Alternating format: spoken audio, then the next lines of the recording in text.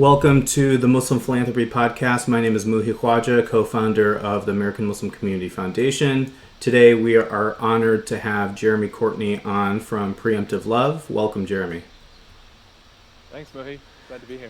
Yeah, so just to kick things off, why don't you tell people where you're located and a little bit about Preemptive Love? I'm calling in from Iraq, my home in Iraq right now, where I've lived, 14 years or so, I guess, maybe more than that, going on 15 years, I think. Lead an organization, like Muhi said, called Preemptive Love. And we've been here kind of since the height of the sectarian violence that was, Iraq's civil war after the American invasion, the toppling of Saddam Hussein, 2006, 2007 era. Preemptive Love is working to end war.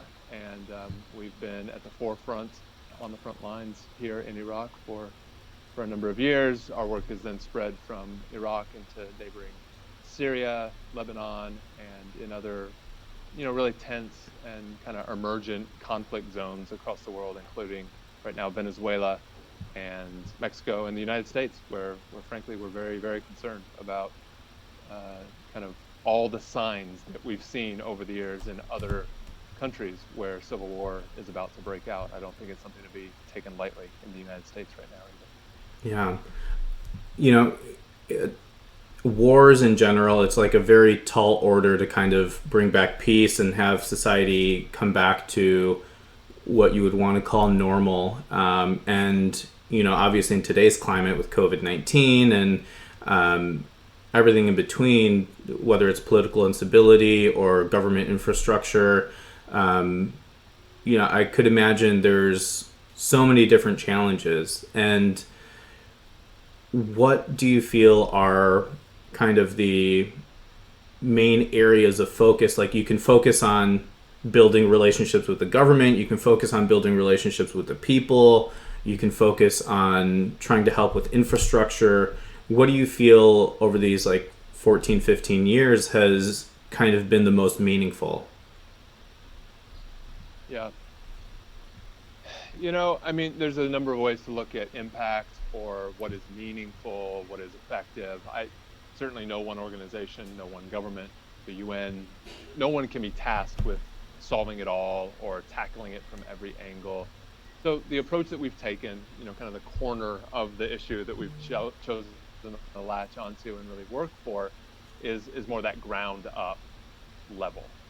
Absolutely, leaders have responsibility. Parliaments, presidents, prime ministers, multinational corporations and multinational agreements and regional players, all of that, of course, is hugely important in the maintaining of a peaceable society and peaceable regional relations and things like that.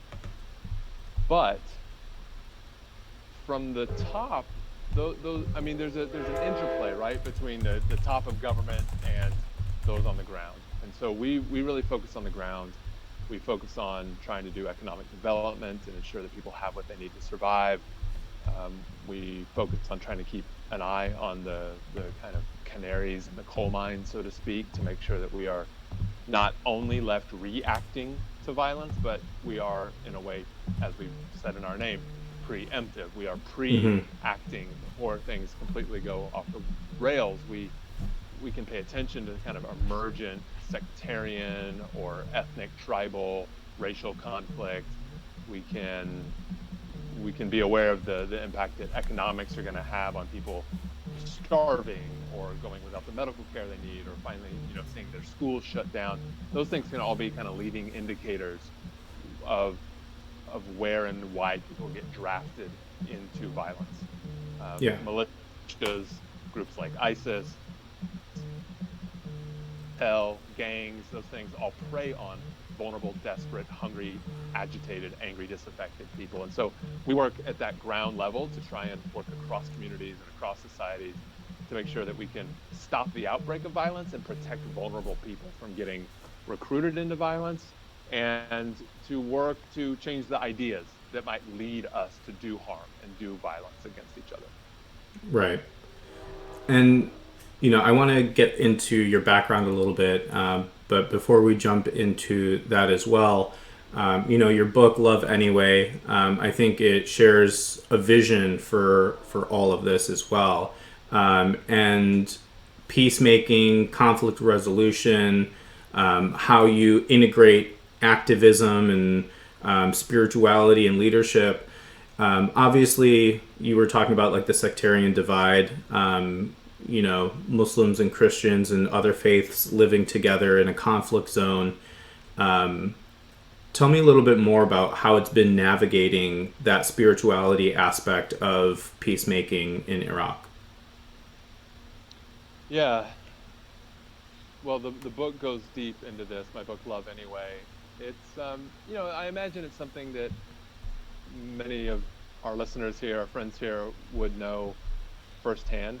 I'm imagining that most of our listeners here are Muslim. I'm from a Christian background, and I imagine Muslims predominantly living in the U.S., I would guess, have been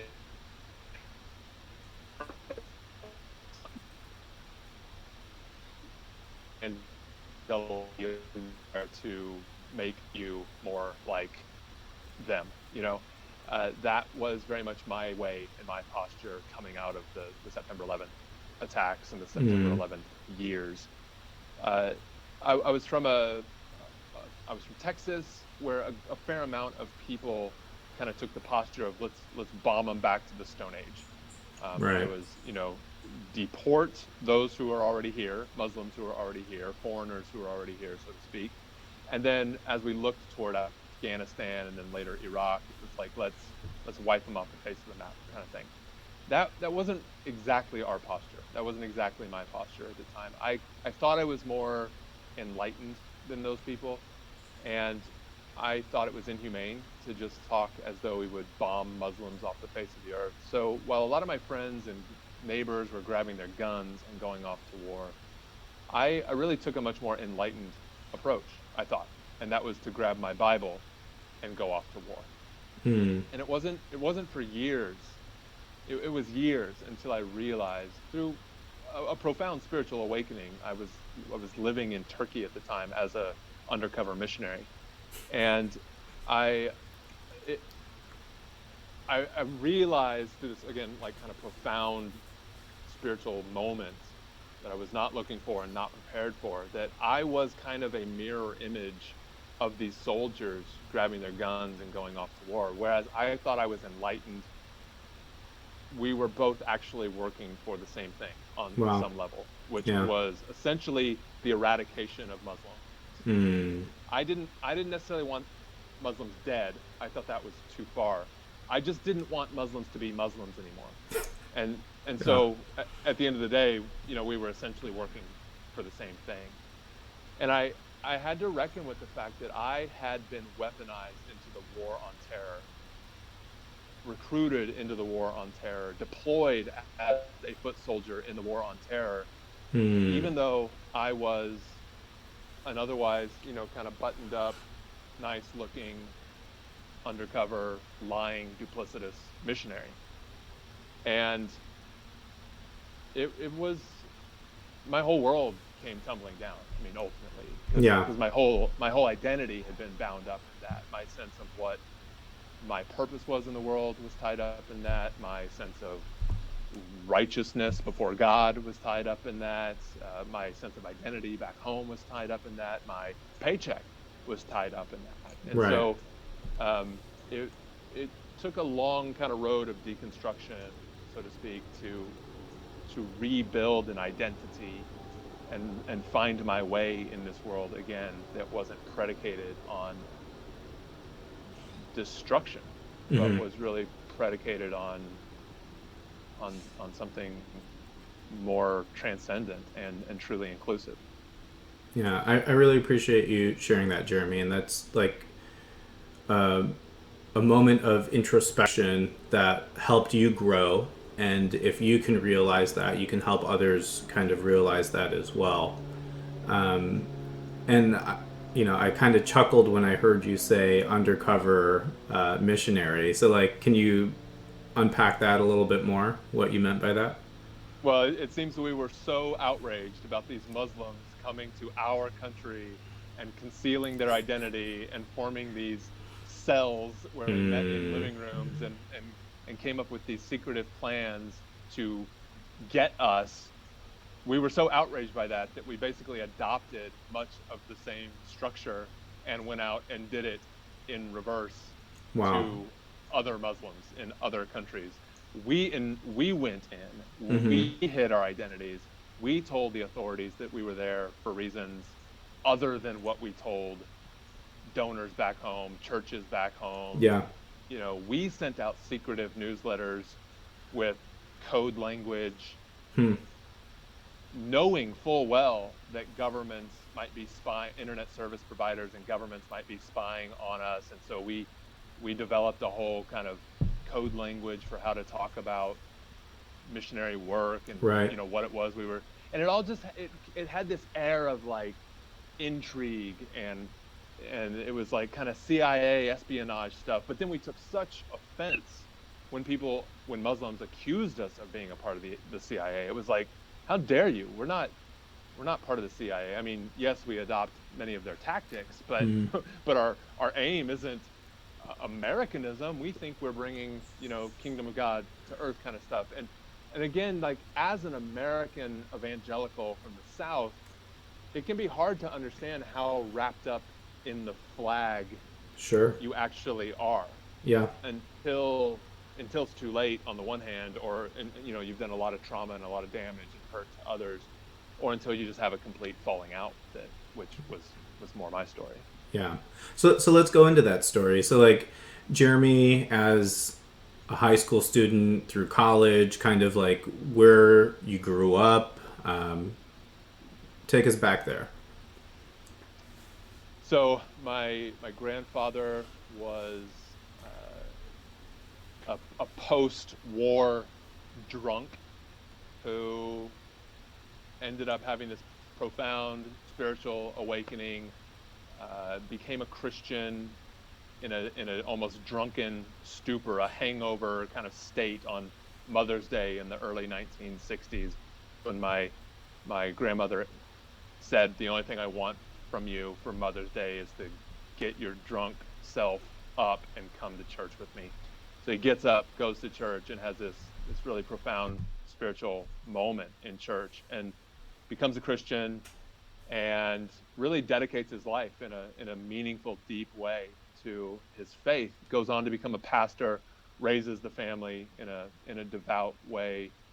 Um, and so I come from my father then went on to follow him in full-time vocational ministerial life Mm-hmm. and vocation. So I'm really like a third generation would be, or I guess I did become a third generation minister, Christian minister in some ways. Yeah. They were more attached to a local church. I went out into the world as a certain kind of undercover missionary, but essentially I was in the family business Sure. by that point. So you can definitely say I came by it honestly. I was raised in a deeply loving family. Family life was good. I was cared for. I was paid attention to. We weren't, particularly wealthy, but we were kind of lower middle class, and I always generally had what I needed to survive. And um, but looking back later on in my life, would come to realize that we were deeply swimming in racist waters. We were deeply Mm-hmm. swimming in other forms of bigotry. We were very much formed in an us versus them view of the world. Kind of, we were always the victims. Hollywood and the gays and the Democrats and feminists, they were always out to like get us and attack us and destroy us. So, that was just normal for me growing up. I didn't know there was anything wrong with that. I didn't know, or maybe the more balanced way to say it is, I didn't know there was another way to be than that. Right. Um, but I didn't know anyone who wasn't a fundamentalist Baptist. I didn't know any black people. I didn't know any immigrants. I didn't know any refugees. I didn't know any Muslims. I didn't know any Democrats. I didn't know any feminists, male or female. And so my whole world was extremely cloistered and closed off. And I thought it was big. I thought it was huge. I thought it was global and universal. I thought our enemies deserved to be our enemies, and that in fact they had made us their enemies first. And uh, it really wasn't until leaving home as a missionary that my world expanded. Mm-hmm. I had gone to a university that was mostly like us, a little more liberal, but liberal inside that worldview. You know, Sure. I went to graduate school that was, I thought, a lot more liberal, but I still mostly hung out and associated with the same kinds of people. It wasn't until moving overseas and becoming, in some ways, the only American family in our zip code, the only Christians Sure. in our zip code, the only white folks in our zip code. You know, it wasn't until then that the shoe was on the other foot in a very small way in a post 9/11 world, and I had to I had to rely on my Muslim neighbors to trust me. Mm-hmm. I had to rely on our Muslim neighbors to take care of us when our own family wasn't around, and it it changed me. You know, it changed us deeply and irrevocably. Mm-hmm. And the old adage of like just learning through traveling, right? Experiencing other cultures. This is a powerful example of that.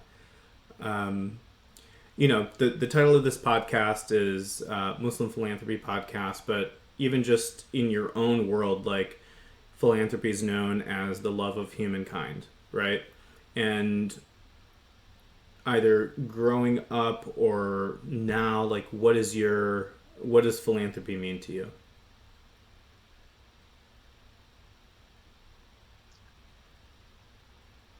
I think what philanthropy can be and what philanthropy often is are two different things.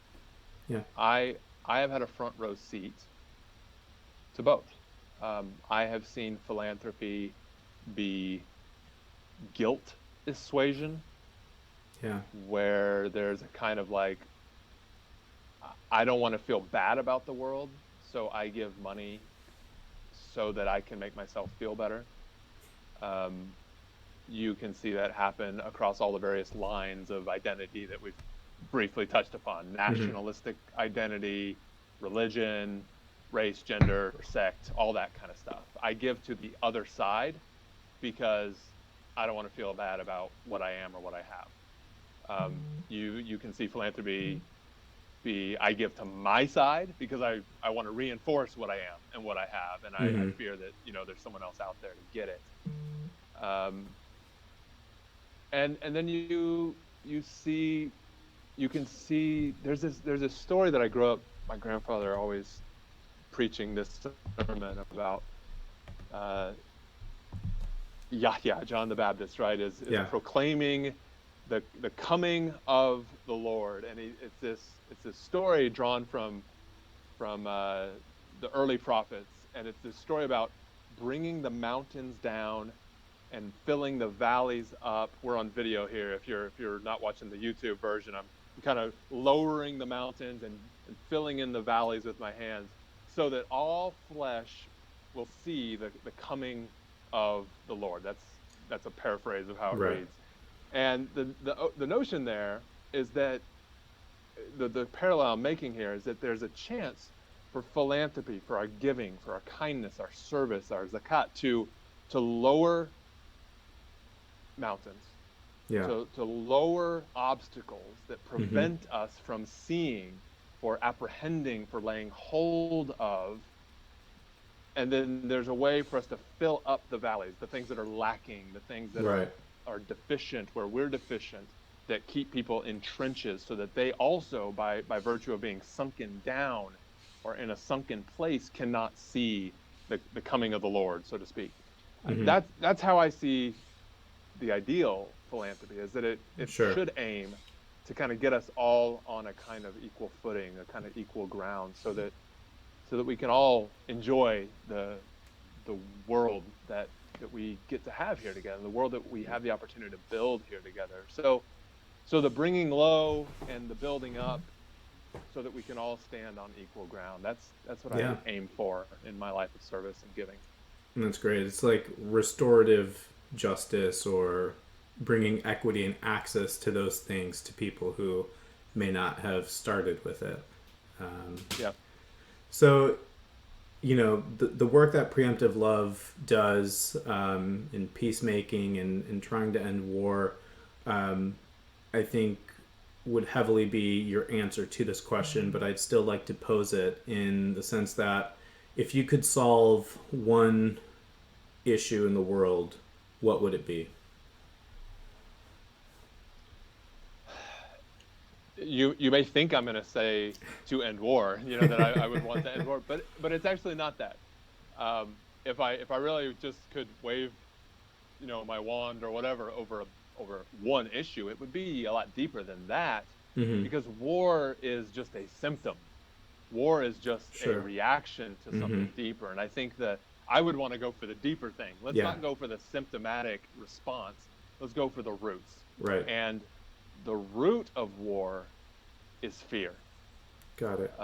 The root of war is that I'm gonna go without if you get your Mm-hmm. just desserts. Mm-hmm. If you get what you're due, if you get your due, then maybe there won't be enough for me. So before you get more, let me strike you to protect what I fear that I'm going to miss out on, or what I fear I'm losing right now. You see this, as I mentioned earlier, kind of the emergent conflict that we're watching in the United States. This is Right. this is at the core of what is happening in the United States right now. White uh, white people in general, but maybe white conservatives, white evangelicals, perhaps in particular, in many cases, seem to be deeply anxious and disaffected by the fear.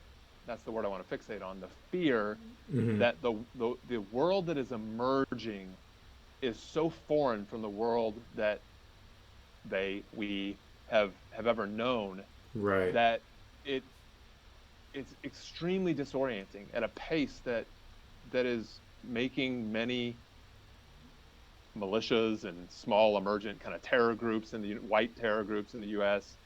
Um, seek to do harm to others before the clock runs out on us, on Right. our kind, on our group. And so I would want to go for the bigotry that leads to fear. I would want to go for the suspicion that leads us to distrust each other. I would want to go for the fear that leads us to do harm to one another. That's what I would solve. That makes sense. And by doing that, you're going to be solving all those other symptomatic issues that are based from that fear as well.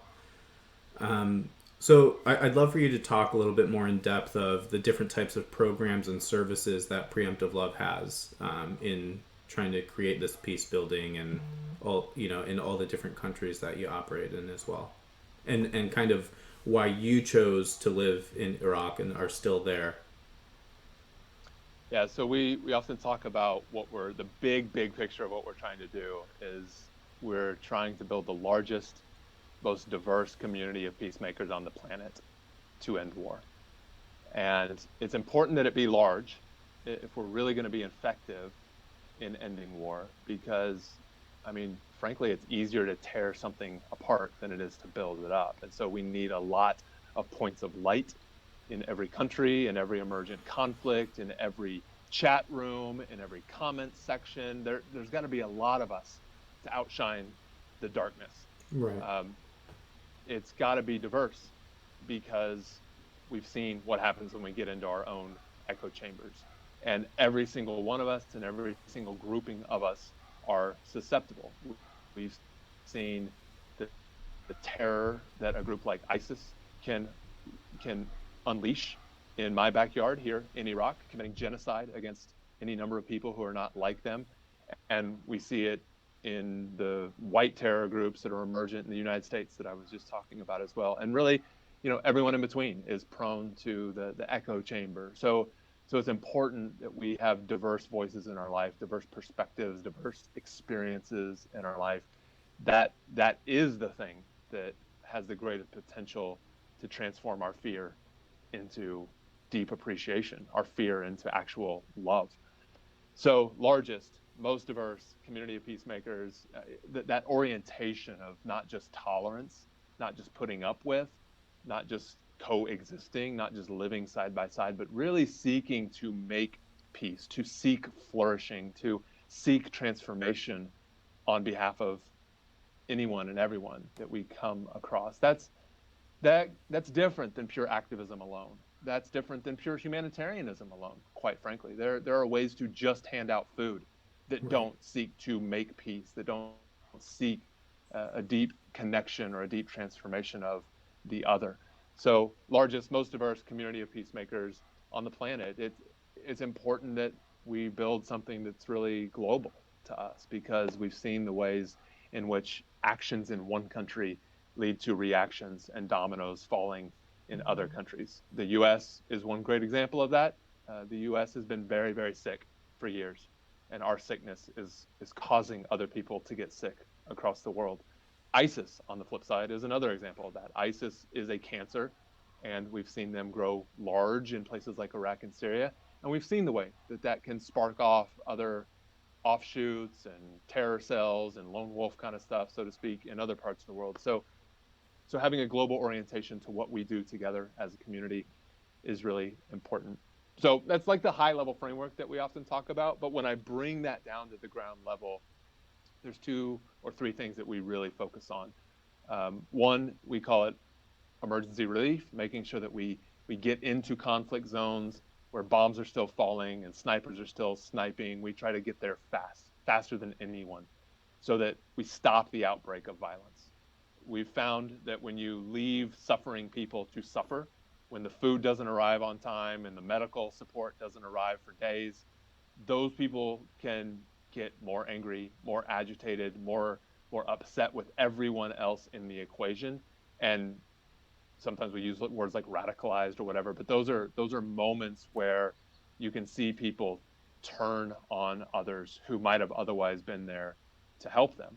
So responding fast in conflict is really important to us, but we try to do it in an integrated way, something that we think is pretty signature to our work, something that you don't find in many organizations. We try to show up with jobs in mind, not just handouts, but how can we get income flowing into this place? How can we help you restart businesses? Rather than just hand out bread, for example, we'll Right. start a bakery in the Hmm. middle of a war zone so that some people are earning money and everyone has the opportunity to benefit from it. We're working on some big initiatives right now, $1 billion impact kind of ideas, where we've built out a SaaS platform, and we're helping build an software solution so that refugees can work with nothing but a smartphone, so that Nice. on the run from bombs, on the run from conflict, on the run from genocide, we've built something where your job is with you on your phone, and you can earn money in app and get cashed out and paid out and turn your work into bread on the table for your family, whether you're moving from Middle East, whether you're moving through Central America, whether you're in the Horn of Africa. We're kind of establishing beachheads on the refugee highways of the world, and building out pipeline. And at scale, we think we could be able to help millions and millions of people earn money with nothing but a smartphone. So a lot of that comes through in like a finding purpose and a strategic plan and coming up with these ideas, and kind of churning them through the process. And for an organization like yours, you just mentioned about like the opportunity to scale and help so many people. That first year of operation to now being a multi-million-dollar organization, what was that experience like, and at what point in that process did you move to Iraq and like build a team there locally? And one anecdote that Fred shared when he and I had an opportunity to talk was kind of that pivotal moment of building trust in the community, of a family coming to you and saying, you're here to help. My child needs a surgery. My child needs this, that, the other. Can you help us? And I feel like in that moment, you probably built a lot of credibility with the community. So share a little bit more on kind of that whole process of like what you feel were the turning points along that journey for Preemptive Love. Yeah, so we moved into Iraq with a different humanitarian organization, actually. And it was from kind of an insider's position of seeing what bad aid looks like, in my opinion, Hmm. that we were able to start dreaming of a different way, a better way, I believe. Right. And in the midst of that dreaming, in the midst of that kind of frustration with the way things were at the time, I was working in a hotel lobby in a cafe. The chai guy came and set my chai down and kind of lingered over my shoulder for a minute when he finally got up the courage to say, Mr. Jeremy, you've been coming to my cafe for a while, and I was just wondering if I could ask you a favor. Now, bear in mind, this is height of the war years. There's a lot of destruction. Hospitals have been destroyed. Sanctions have kind of really hurt the place over the last 13, 16 years. Mm-hmm. So he gets up the nerve to ask, uh, I've got this cousin. She was born with a life-threatening heart defect.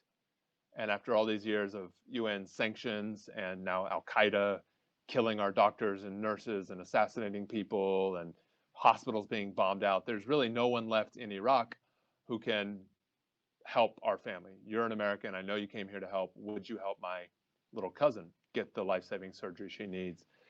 And that kind of set us off in a new way. That gave me the courage to dream really big. That gave me the courage to leave the organization that we were with and to start trying to see what we could do to help this family and other families like them. So we started in Iraq. We started with uh, with local solutions to local problems on our mind. We started with local staff.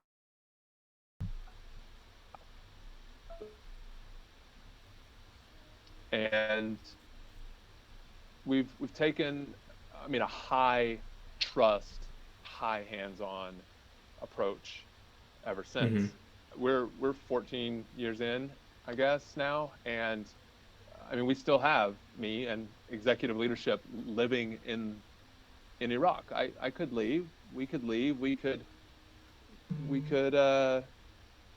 you know, this is home though. I guess Yeah. that's what I would want to say. This is home. This isn't just a stint that we're doing on our humanitarian tour of duty, before we go into the next crisis or whatever. This is home, and these are our people. And the Syrians next door, they're like cousins, and the Lebanese down the road where we're working, they're cousins, and it all just feels very connected.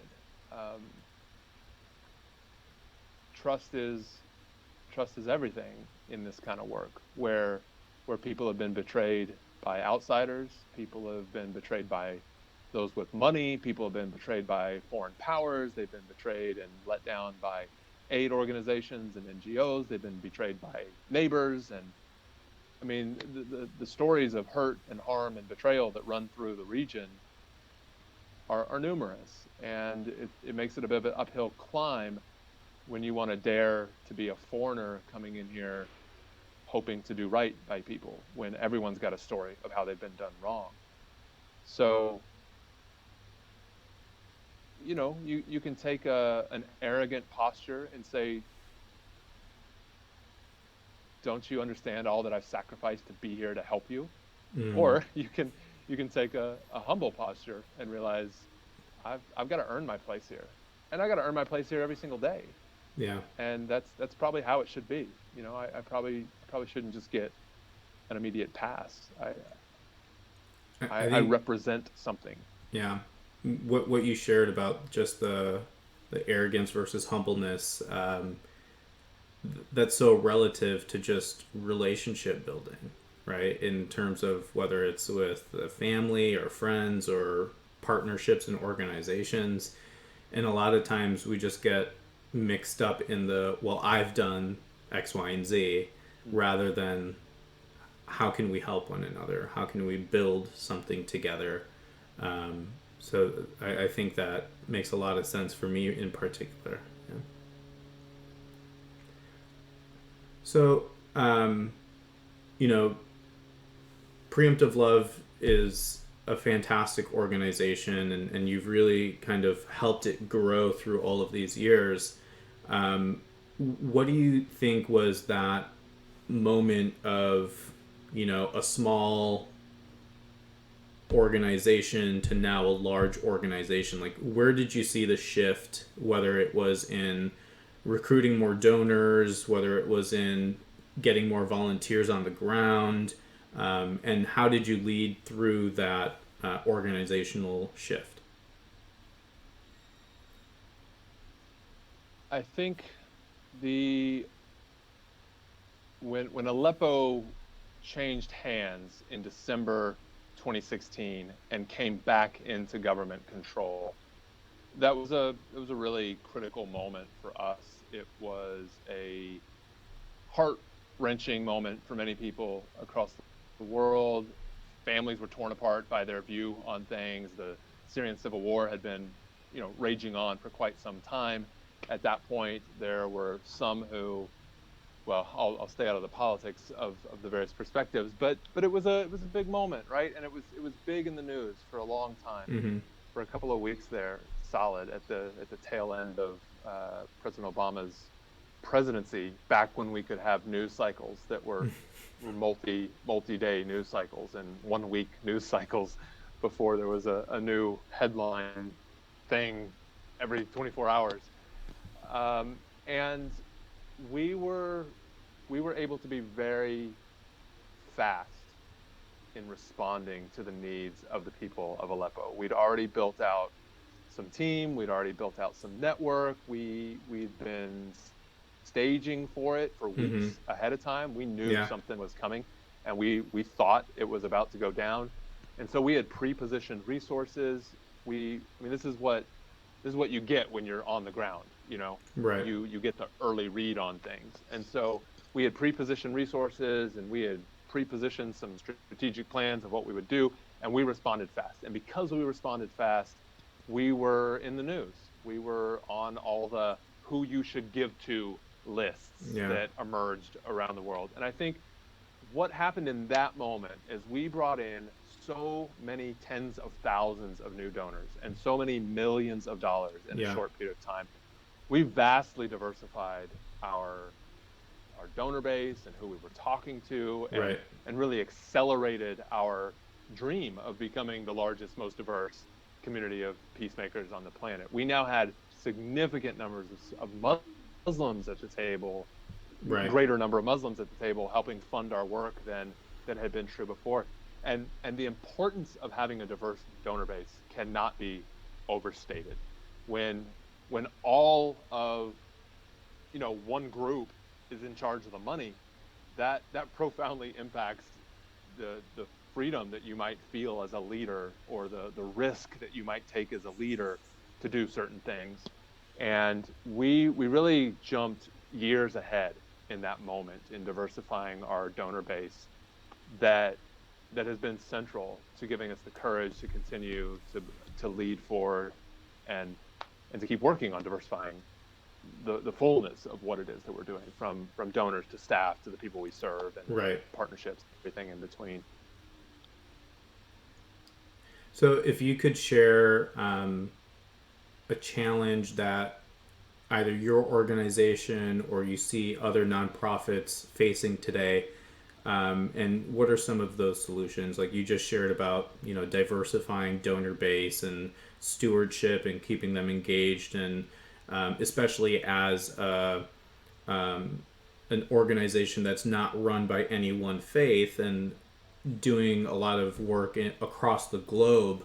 Um, what do you feel have been some of those winning solutions for you and your team, or just nonprofits in general? Yeah, I,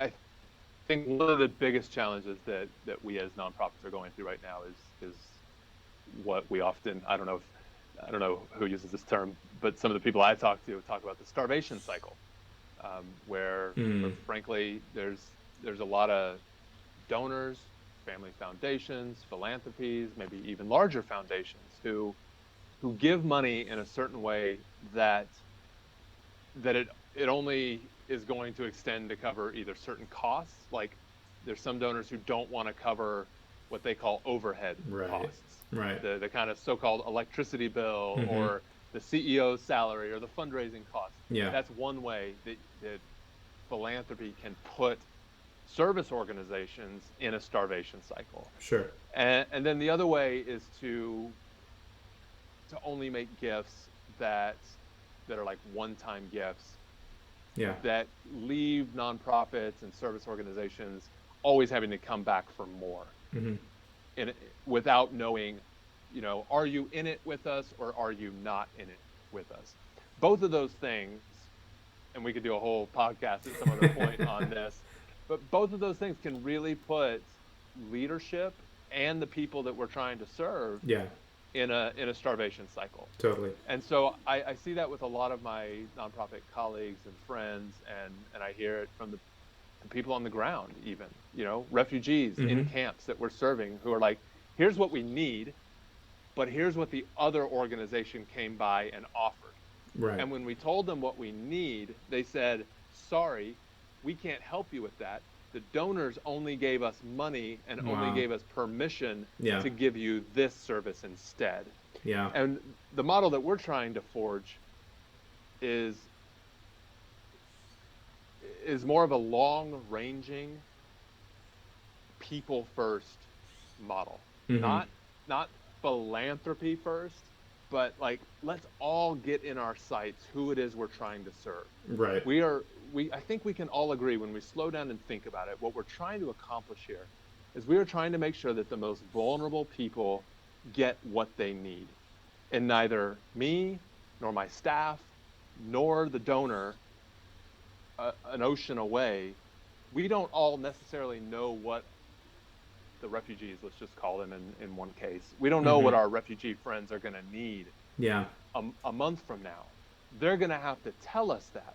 Mm-hmm. And we're going to have to be flexible and responsible enough that we can serve them in their time of need the way they need to be served. Right. So at Preemptive Love, the way we're working to solve this is we've set up what we call our giving circle. Nice. Our giving circle is a way that we ask private money Mm-hmm. to come in and make a 3-year pledge, Love it. so that we put the people first. Mm-hmm. We remind everyone what we're trying to do is we're trying to be mission forward, Yeah. not program centric, Mm-hmm. not tactical, but we're trying to be mission centric in what we do. Let's focus on the impact, and let's give everyone throughout the chain of command maximum leeway and maximum latitude to drive impact. And none of Right. us really know what that's going to need to be a year from now. And then we're asking donors to make a 3-year commitment, because when organizations like ours have a 3-year runway, a 36-month runway to make change, we take Mm-hmm. big bets, we take big swings, we're willing to do Right. big things and take Mm-hmm. big risks. But it really helps us to know that our philanthropy community, our donors, are willing to make that big swing with us. So I think if I were to generalize all this, I would encourage donors and nonprofit leaders, think about private money. Private money makes the world go round. There's a lot of big money you can get out there from governments and whatnot, but it's hard money to deal with, quite frankly. Sure.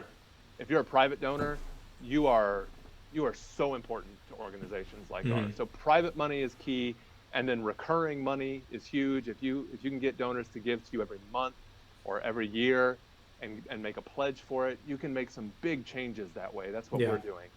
And then a plea to donors to loosen the reins a little bit. Trust leaders. Yeah. Trust visionaries. If you don't trust the staff to do what they need to do, then why are you giving them your money in the first place? Sure. If you do trust them, then trust them, and let those who are closest to the problem really lead the solutions forward, that lead the impact that you're caring about. For sure. I think trust is going to be key, especially in donors. Like, I was at the Red Cross for 5 years, and we had a lot of disaster relief that we did. So a lot of restricted gifts would come in. But for the donors that understood it, they would make a unrestricted gift to help fulfill the mission of the organization. And I think you greatly explained how that can then trickle down all the way to the beneficiaries. So in closing, just one last question that I love to just learn about other causes that my guests and others are passionate about. So of course, preemptive love, we can assume that's high on the list of causes that you personally contribute to. But what are, and you can pick one or three other nonprofits that are your favorite that you personally either tithe to or give to on your own. Yeah. I mean, really, there's a lot. I'm thinking about my friend Latasha Morrison, who leads an organization called Be the Bridge, based out of Atlanta. They lead racial justice conversations Mm-hmm. between predominantly white groups and predominantly black groups, trying to really help white people in the United States understand the the historic and systemic plight of Black Americans and the systems that have kind of made things the way they are. So deeply respect Tasha and her work with Be the Bridge. Would commend that work to anyone. I'm not as deeply connected to leadership at Black Lives Matter or Color of Change, but I think the stuff that they're doing and the way that they have galvanized a moment and a movement to Right. really challenge the status quo and force the world really to reckon with conversations that are really long overdue. I've got deep respect for what Black Lives Matter as a movement is about, and what Color of Change kind of as a part of that ecosystem are doing. I think that the impact that they're having on the national conversation is a net positive. I think the kind of blowback to it has been very interesting to watch as well. Um, so those are a couple that come to mind for me right now that I'm keeping an eye on and investing in and caring about. Great. So thankful, Jeremy, for your time, sharing with us your story and more about preemptive love. AMCF is doing this podcast so that our viewership and our members can get to learn more about the different causes in our nonprofit directory. You touched a little bit on giving circles. AMCF hosts giving circles all across the country that people, friends, and others give together and then find common causes. So hopefully, some of them can learn more about preemptive love. We help families with donor advised funds. We help nonprofits with endowments and fiscal sponsorship. So this is all part of our philanthropic ecosystem of where AMCF operates, and hopefully elevating the bar of these organizations and these donors and their sophistication of how they contribute. So just really thank you for sharing your story and being here with us. Thanks for having me. Really appreciate it. Of Cheers. course, likewise.